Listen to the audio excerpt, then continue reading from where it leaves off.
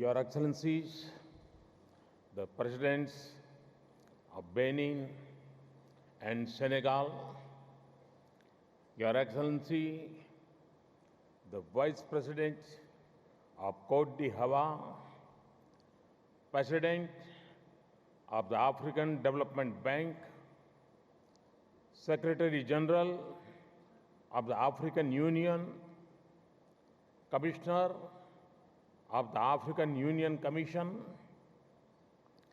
my cabinet colleague, Sri Arun Jaitley, Chief Minister of Gujarat, Sri Vijay Rupani, distinguished guests and brothers and sisters from Africa. Ladies and gentlemen, we are gathered today in the state of Gujarat. The Gujarati flair for business is well known.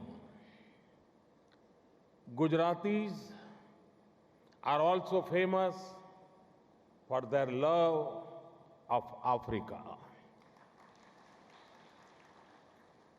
As an Indian and a Gujarati, I'm very happy that this meeting is being held in India and that too in Gujarat. India has had strong ties with Africa for centuries. Historically, communities from Western India, especially Gujarat, and the eastern coast of Africa have settled in each other's lands. The Siddhis of India are said to have come from East Africa. The Bohra communities in coastal Kenya date back to the 12th century. Vasco da Gama is said to have reached Calicut with the help of a Gujarati sailor from Malindi. The Daos of Gujarat took merchandise in both directions. Ancient links between societies have also enriched our culture. The rich Swahili language includes many Hindi words. During the colonial era, 32,000 Indians came to Kenya to build the iconic Mombasa-Uganda railway.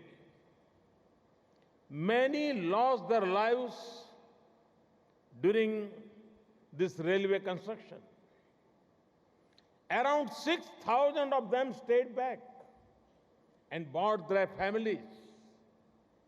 Many of them started small businesses called dukas and came to be known as dukawalas. આપણે ત્યાં દુકાન કહે ને એને ત્યાં દુકાન જ કહે છે.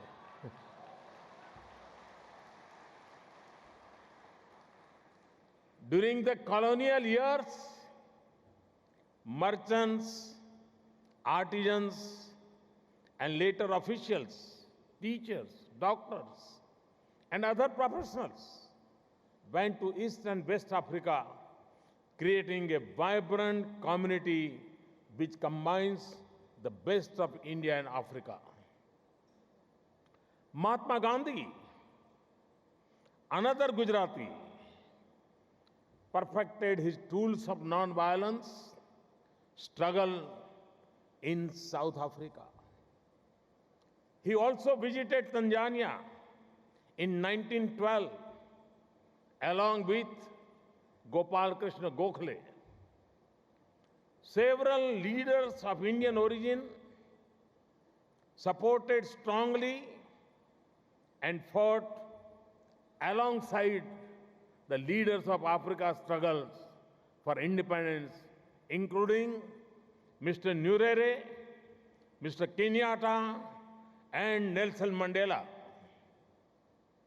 After the freedom struggle, several leaders of Indian origin were also appointed in the cabinets of Tanzania and South Africa. There are at least 6 Tanzanians of Indian origin who are now serving as members of parliament in Tanzania. The trade union movement of East Africa was started by Makhan Singh. It was during the trade union meetings that the first call of Kenyan independence was sounded. M.A. Desai and Piogama Pinto participated actively in Kenya's independence struggle. The then Prime Minister sent an Indian member of Parliament, Diwan Chamanlal, to be part of Kenyatta's defense team when the latter was imprisoned and tried during the Kapenguria trial in 1953. The defense team included 2 other persons of Indian origin. India was steadfast in its support for Africa's freedom. Nelson Mandela said, and I quote, "India came to our aid. India came to our aid when the rest of the world stood by or gave succor to our oppressors. When the doors of international councils were closed, India opened the way. You took up our battles as if they were your own," unquote. Over decades, our ties have become stronger. After assuming office in 2014, I have made Africa a top priority for India's foreign and economic policy. The year 2015 was a watershed. The 3rd India-Africa Summit held that year was attended by all 54 African countries having diplomatic relations with India. A record 41 African countries participated at the level of heads of the state or a government. Since 2015, I have visited 6 African countries: South Africa, Mozambique, Tanzania, Kenya, Mauritius, and Seychelles. Our president had visited 3 countries: Namibia, Ghana, and Ivory Coast. The vice president visited 7 countries: Morocco, Tunisia, Nigeria, Mali, Algeria, Rwanda, and Uganda. I am proud to say that there is no country in Africa that has not been visited by an Indian minister in the last 3 years. Friends, from a time when we mainly had mercantile and maritime links between Mombasa and Mumbai, we have today this annual meeting which connects Abidozo and Ahmedabad. Business links between Bamako and Bangalore. Cricketing links between Chennai and Cape Town. Development links between Delhi and Dakar. This brings me to our development cooperation. India's partnership with Africa is based on a model of cooperation which is responsive to the needs of African countries. It is demand-driven and free of conditions. As one plank of this cooperation, India extends lines of credit through India's Exim Bank. 152 credits have been extended to 44 countries for a total amount of nearly $8 billion. During the third India-Africa Forum Summit, India offered $10 billion for development projects over the next 5 years. We also offered grant assistance of $600 million. India is proud of its educational and technical ties with Africa. 13 current former presidents, prime ministers, and vice presidents in Africa have attended educational or training institutions in India. 6 current or former chief of armed forces in Africa trained in India's military institutions. 2 current ministers of the Interior have attended Indian institutions.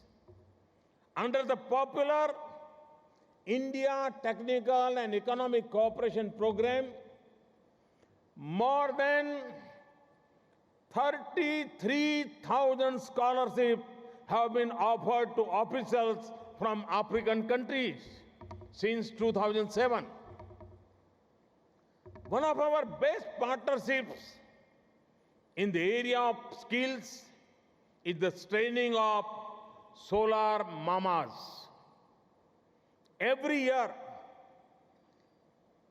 80 African women are trained in India to work on solar panels and circuits. After that training, they go back and literally electrify their communities. Each woman is responsible for electrifying 50 houses in her community on return. And you'll be surprised. A necessary condition for the women to be selected is that they be illiterate or semi-literate. They also learn several other skills like basket making, beekeeping, and kitchen gardening during their stay. We have successfully completed the Pan-Africa e-network project for telemedicine and telenetwork covering 48 African countries. 5 leading universities in India offered certificate, undergraduate, and postgraduate programs. 12 12 super specialty hospitals offered consultations and continuous medical education. Around 7,000 students have concluded their studies. We will soon launch the next phase. We will soon successfully complete the Cotton Technical Assistance Program for our African countries launched in 2012. The project was implemented in Benin, Burkina Faso, Chad, Malawi, Nigeria, and Uganda. Friends, Africa-India trade has multiplied in the last 15 years. It has doubled in the last 5 years to reach nearly 72 billion US dollars in 2014-15. India's commodity trade with Africa in 2015-16 was higher than our commodity trade with the United States of America. India is also working with United States and Japan to support development in Africa. I gladly recall my detailed conversation with Prime Minister Abe during my visit to Tokyo, Japan. We discussed our commitment for enhancing growth prospects for all. In our joint declaration, we mentioned an Asia-Africa growth corridor and propose further conversations with our brothers and sisters from Africa. Indian and Japanese research institutions have come up with a vision document. I congratulate RIS, ERIA, and IDE JETRO for their efforts in putting it together.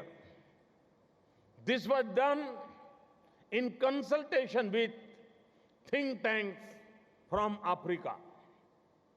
I understand the vision document would be presented at the board meeting later. The idea is that India and Japan, with other willing partners, would explore joint initiatives in skills, health, infrastructure, manufacturing, and connectivity. Our partnership is not confined to governments alone. India's private sector is at the forefront of driving this impetus. From 1996 to 2016, Africa accounted for nearly 1/5 of Indian overseas direct investments. India is the 5th largest country investing in the continent, with investments over the past 20 years amounting $54 billion, creating jobs for Africans. We are encouraged by the response of African countries to the International Solar Alliance initiative, which was launched at the UN Climate Change Conference in Paris in November 2015. The alliance is conceived as a coalition of countries rich in solar resources to address their spatial energy needs. I am happy to note that the many African countries have supported this initiative. As a funder of the new development bank, popularly called the BRICS Bank, India has consistently supported establishment of a regional center in South Africa. This will provide a platform to promote collaboration between NDB and other development partners, including African Development Bank. India joined the African Development Fund in 1982 and the African Development Bank in 1983. India has contributed to all of the bank's general capital increases. For the most recent African Development Fund replacement, India pledged $29 million. We have contributed to the highly indebted poor countries and multilateral debt reduction initiatives. On the sidelines of these meetings, the government of India is organizing a conference and dialogue in partnership with the Confederation of Indian Industry. There is also an exhibition in association with the Federation of Indian Chambers of Commerce and Industry. The focus areas range from agriculture to innovation and startups and other themes. The theme of this event is transforming agriculture for wealth creation in Africa. This is an area where India and the bank can fruitfully join hands. I have already mentioned the Cotton Technical Assistance Program. Here in India, I have launched an initiative to double farmers' incomes by 2022. It will require concerted steps ranging from improved seeds and optimal inputs to reduce crop losses and better marketing infrastructure. India is keen to learn from your experiences as we proceed on this initiative. My African brothers and sisters, many of the challenges we face are the same. Uplifting our farmers and the poor, empowering women, ensuring our rural communities have access to finance, building infrastructure. We have to do this within financial constraints. We have to maintain macroeconomic stability so that inflation is controlled and our balance of payments is stable. There is much for us to gain by sharing our experiences on all these fronts.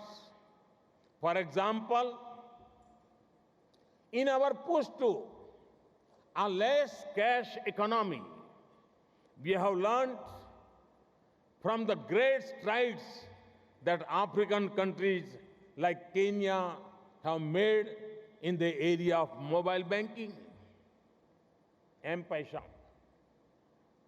I'm happy to share that India has, in the last 3 years, improved on all macroeconomic indicators.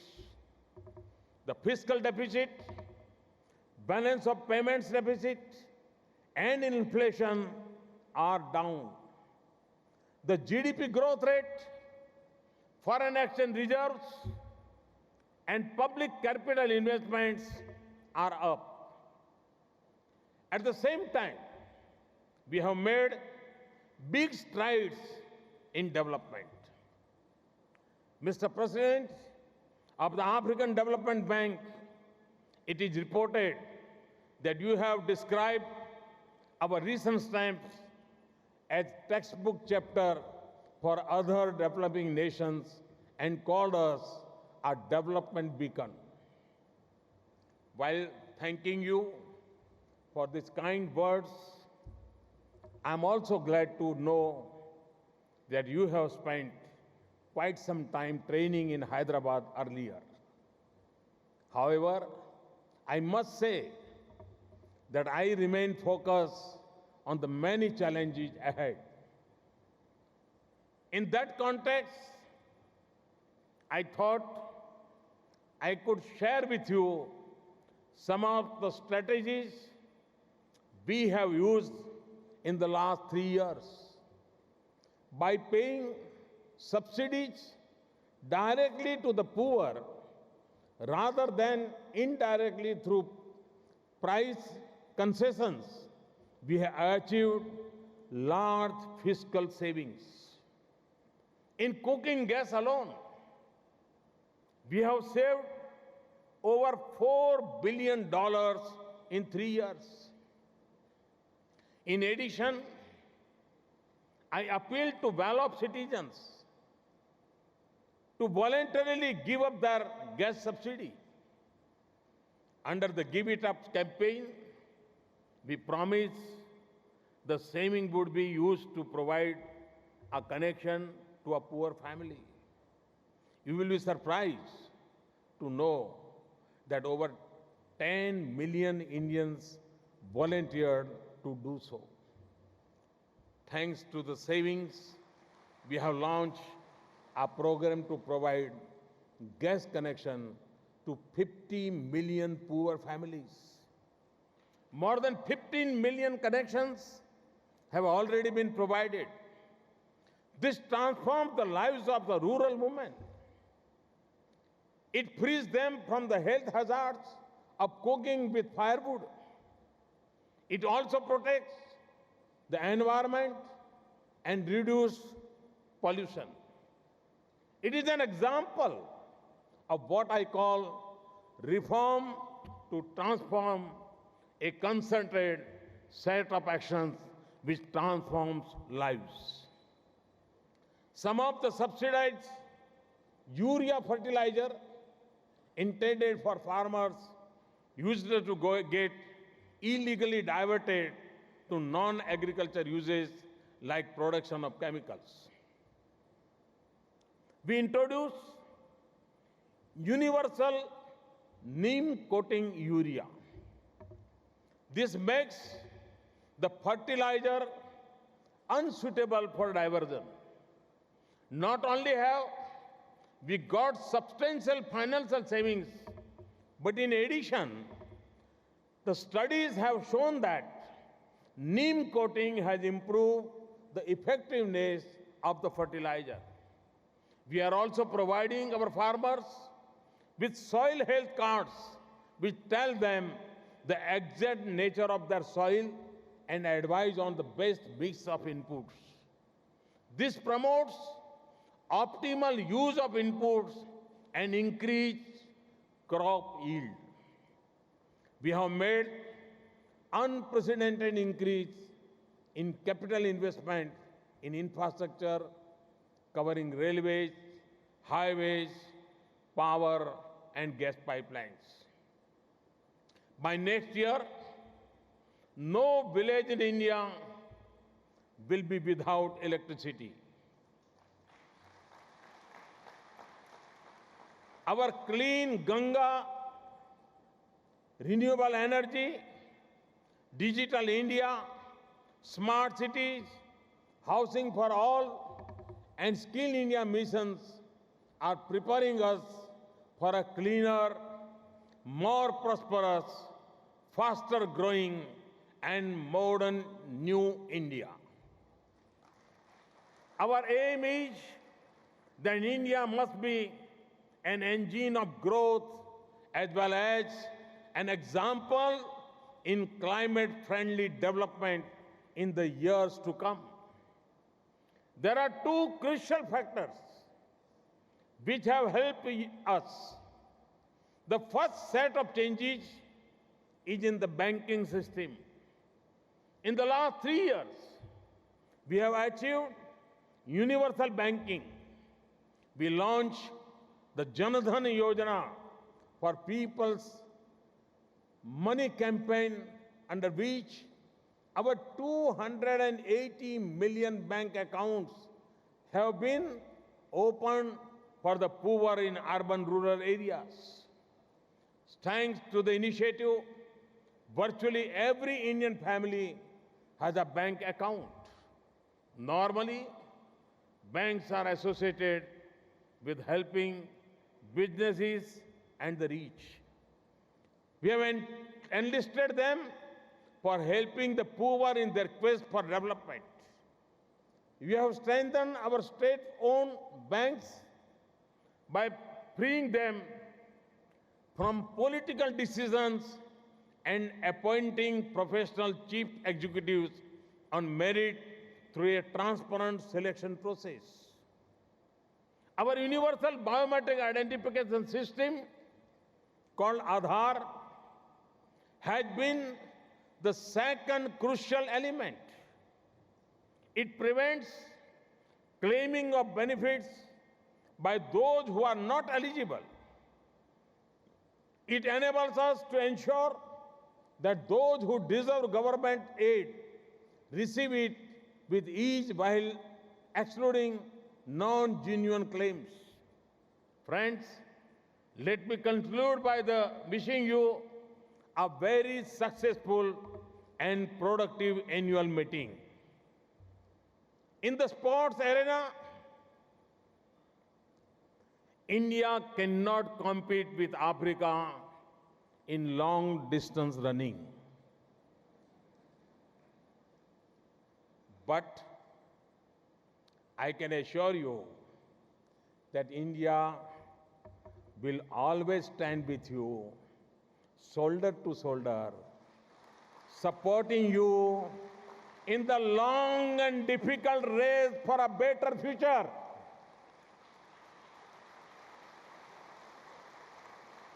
Excellencies and ladies and gentlemen, I now have a great pleasure in officially declaring the annual meetings of the Board of Governors of the African Development Bank Group open. Thank you.